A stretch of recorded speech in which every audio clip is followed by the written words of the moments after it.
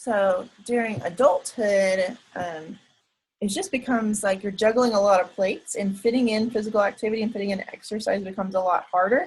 I think when you're probably like right now, when you're in college, especially if you're a traditional student, going to college, single, no kids, maybe just a work study job, you don't have a lot of other stressors that are impacting your life during that time. That's the most able you are to schedule whatever kinds of physical activity you want.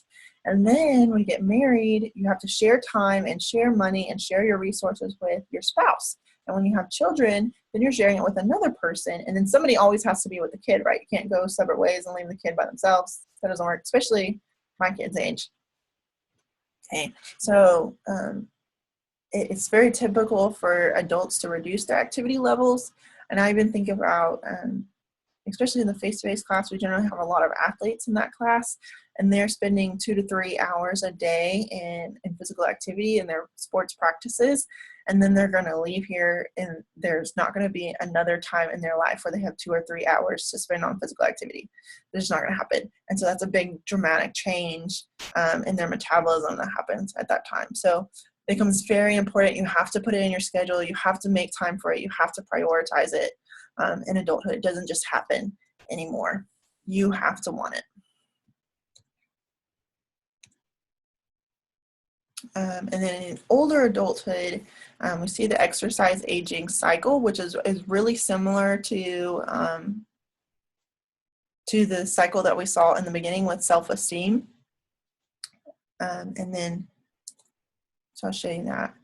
So remember, we talked about confidence and ability, participation, experience, ability. It's the same thing with older adults, right? They hurt more, or they're afraid they'll fall, and so they have that same fear of failure, and so that limits their participation, which means they're getting more unhealthy, less agile, reducing their balance, less muscle strength, which is reducing their ability, so they're participating less, and it just is an ongoing cycle. So it's the same thing with the exercise aging cycle.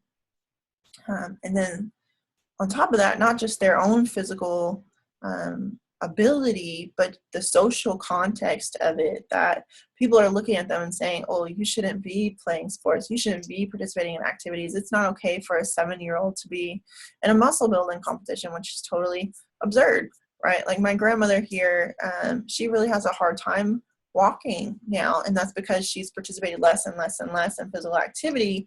Most of her activities that she's involved in at her age are sitting activities. She likes to sew, likes to craft, she likes to paint, and so she's really primarily, even though she's active, she's sedentary. And so if she were to go join some kind of physical activity, she would get a lot of pushback. They're like, why are you doing that? You're going to get hurt. And really, that would be the best thing for her, is to get involved in some kind of physical activity. And so ageism kind of just takes it a step further, where it's kind of more like a degrading negative stereotype, and not just, conflict about what's appropriate or not, but just you shouldn't be doing that. And older people are this, and this, which are negative factors, right? We don't see the value in our older adults. We don't encourage them to participate in physical activity when we really should. So if you're thinking your parents and your grandparents are getting up there in age, then you really want to encourage them to move. Even if it's, grandma, promise me you'll walk to your mailbox. Don't drive to your mailbox. Walk to your mailbox every day. Whatever you can do to get them moving, so they retain their strength as long as possible.